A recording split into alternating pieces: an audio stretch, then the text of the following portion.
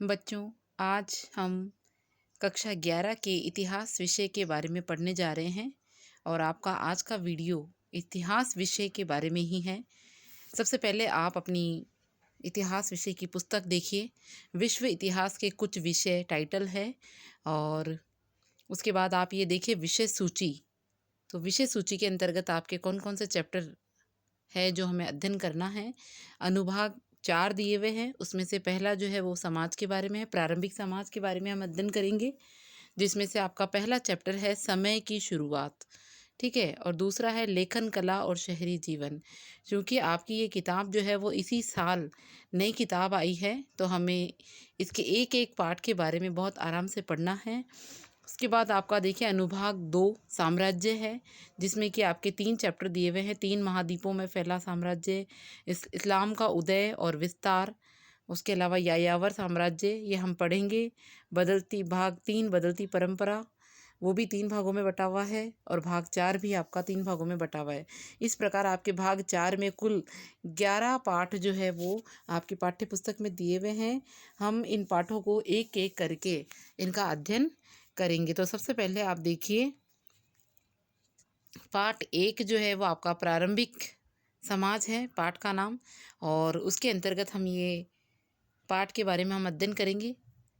ये जो इंडेक्स आप देख रहे हैं उसको हमने अच्छे से पढ़ लिया है। सबसे पहले देखिए आपके पाठ 1 समय की शुरुआत। बच्चों, सबसे पहले मैं आपको ये बताना चाहती हूँ कि इस पाठ के अंतर्गत, इस पाठ में आपके किस बारे में ज़िक्र किया गया है उसके बारे में हम अध्ययन करते हैं।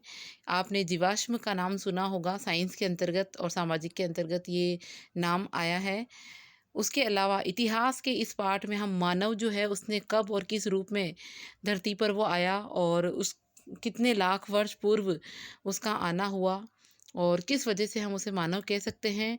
मानव के इतिहास की पूर्व की जो जानकारी है और वर्तमान का जो मानव है जिसे हम आधुनिक मानव कहते हैं, इसके बारे में हम अध्ययन करेंगे, ठीक है? इसके अलावा जो मनुष्य है वो करीब, आप इस पाठ में पढ़ेंगे कि किस प्रकार मानव के जीवाश्म, पत्थर, औजार और गुफाओं की चित्रकारियों के माध्यम से जो है इतिहास की खोज की गई है।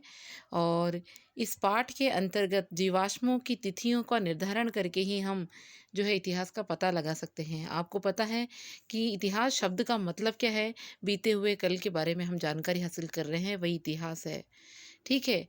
लेकिन ये इतिहास हमें इतना आसानी से नहीं मिला है। इसकी जानकारी के लिए हमारे जो पुरातत्ववेत्ता हैं उन्होंने खोज की है, जानकारी हासिल की है और उसके बाद उन्होंने अवशेषों के माध्यम से, जीवाश्मों के अवशेषों के माध्यम से मानव के इतिहास का पता लगाया। जीवाश्मों के माध्यम से, पत्थर के औजारों, गुफाओं के माध्यम से उसने प्रारंभिक मानव के जीवन का पता लगाया।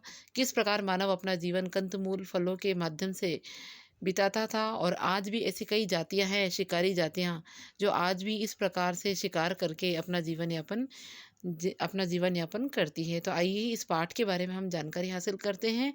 बहुत ही अच्छा पाठ है और बहुत ही इ ऐतिहासिक और ऑथेंटिक शब्दों का इस्तेमाल इसमें किया गया है।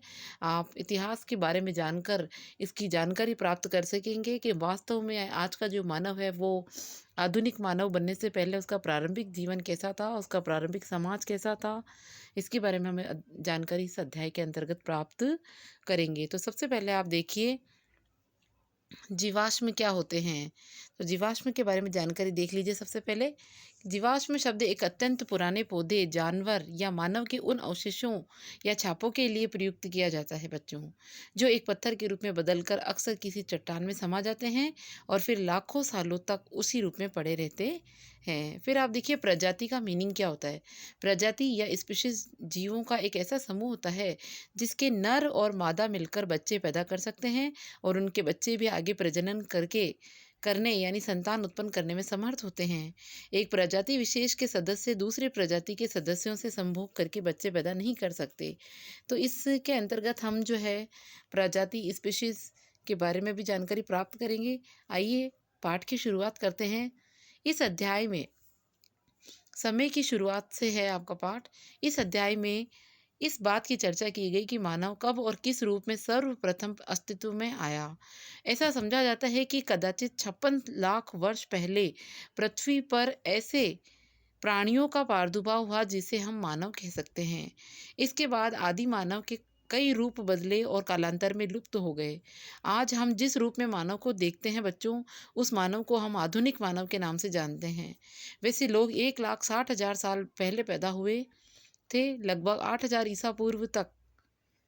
ईसा के जन्म से 8,000 वर्ष पूर्व तक इस मानव इतिहास के इस लंबे अरसे के दौरान लोग दूसरों द्वारा मारे गए या अपनी मौत खुद मरे प्राणियों के शरीर में से मांस निकालकर, जानवरों का शिकार करके अथवा पेड़ पौधों से कंद मूल फल और बीज आदि बटोर कर अपना पेट भरते थे। धीरे धीरे उन्होंने पत्थरों से औजार बनाना और आपस में बातचीत करना सीख लिया। ठीक है। हालांकि आगे चलकर आदमी ने भोजन जुटाने के कई और तरीके अपना लिए, पर शिकार और संग्रह करके यानी इधर उधर से खाने की चीज़ें तलाशने और बटोरने का तरीका भी चलता रहा। आज भी दुनिया के कुछ भागों में ऐसे शिकारी संग्राहक समाज हैं जो शिकार और संग्रहण से अपने भोजन की व्यवस्था करते हैं। इसलिए हम ये सोचने पर मजबूर होते हैं कि आज के इन शिकारी संग्राहक लोगों की जीवन शैली का अध्ययन करने से हमें अतीत के बारे में कुछ जानकारी मिल सकती है या नहीं। सबसे अच्छी बात यह है कि आप सभी के पास पुस्तक है, तो आप अपनी पुस्तक खोल करके बैठें और इस वीडियो को अपनी पाठ्य पुस्तक की सहायता से सुनते रहें, तो आपको और ज़्यादा अच्छे से समझ में आएगा। आज हमें आदि मानव के इतिहास की जानकारी, मानव के जीवाश्मों,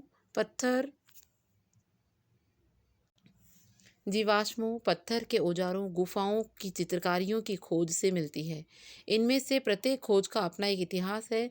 अक्सर ही जब ऐसी खोजें सर्वप्रथम की गई, अधिकांश विद्वानों ने यह मानने से इनकार कर दिया कि जीवाश्म प्रारंभिक मानवों के हैं। उन्हें आदिकालीन मानव द्वारा पत्थर के औजार या रंग रोगन बनाए रखने की योग्यता के बारे में भी शक था।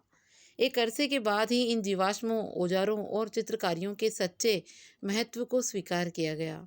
मानव का विकास क्रमिक रूप से हुआ और इस बात का साक्ष्य हमें मानव की उन प्रजातियों के जीवाश्मों से मिलता है जो अब तक लुप्त हो चुकी हैं।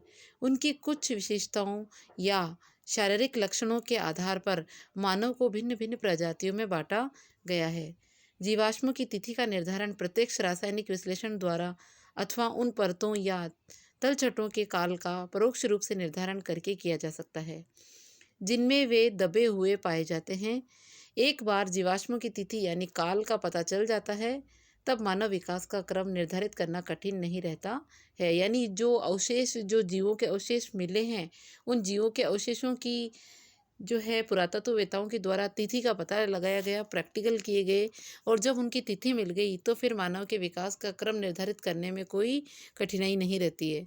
लगभग 200 वर्ष पहले सर्वप्रथम जब ऐसी खोजें की गई थी, तो अनेक विद्वान ये मानने को तैयार नहीं थे कि खुदाई में मिले जीवाश्म और पत्थर के औजार तथा चित्रकारियों जैसी अन्य चीज़ें वास्तव में आज के आधुनिक आदिकालीन रूप से संबंध रखती है। बच्चों, विद्वानों की ये हिचकिचाहट आमतौर पर बाइबिल में ओल्ड टेस्टामेंट के बारे में दे रखा है, और ओल्ड टेस्टामेंट के बारे में हम जानकारी प्राप्त कर चुके हैं। इसमें लिखा हुआ है, इसमें ये धारणा थी, ओल्ड टेस्टामेंट में क्या लिखा हुआ है,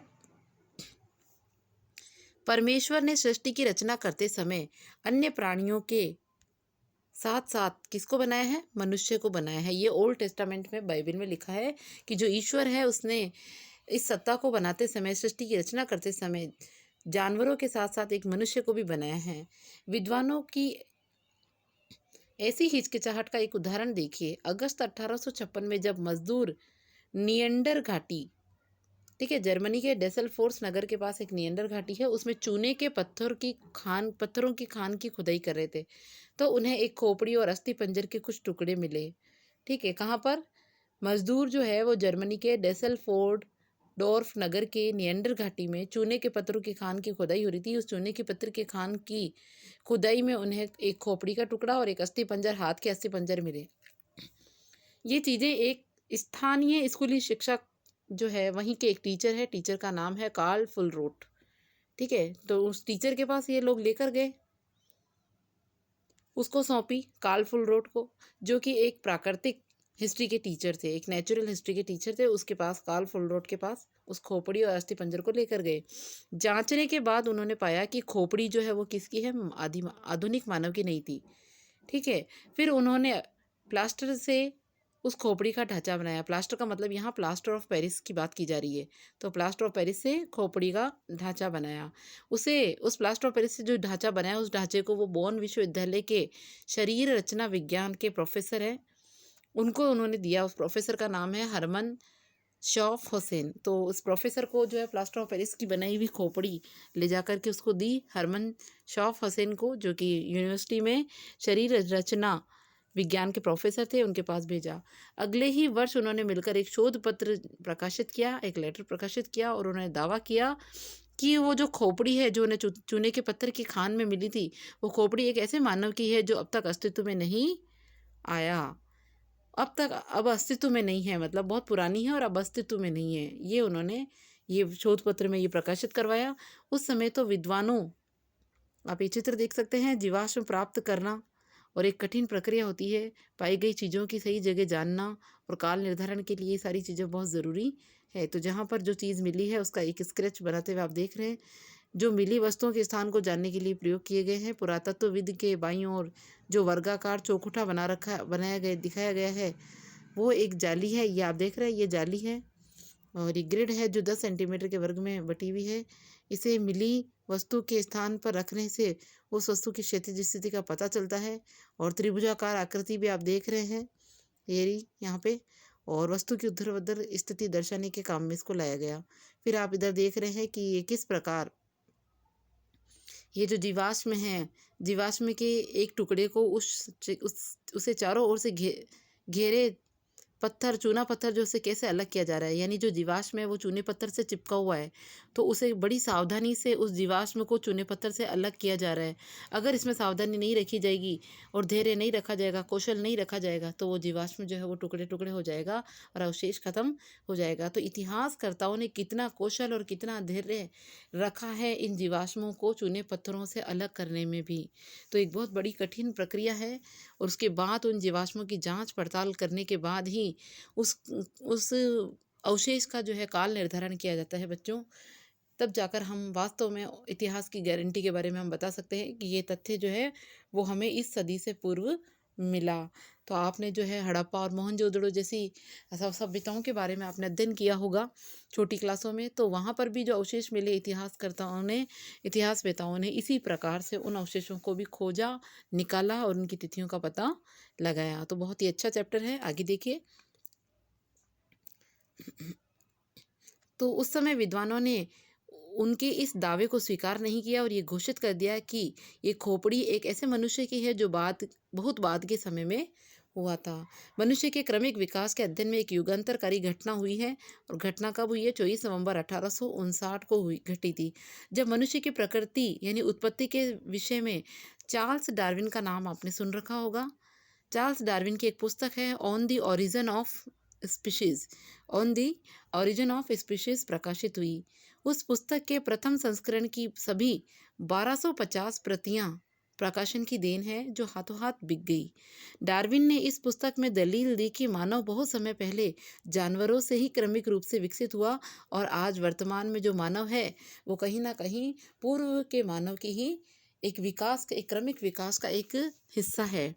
आप ये मानव की खोपड़ी देख सकते हैं, ये निएंडरथल मानव की खोपड़ी है। कुछ लोगों ने इस खोपड़ी की पुरातनता को स्वीकार नहीं किया और ये बताया कि खोपड़ी तो किसी मूर्ख या फिर किसी जड़ बुद्धि प्राणी की है, मानव की नहीं है, इसे स्वीकार नहीं किया था। ठीक है, फिर देखिए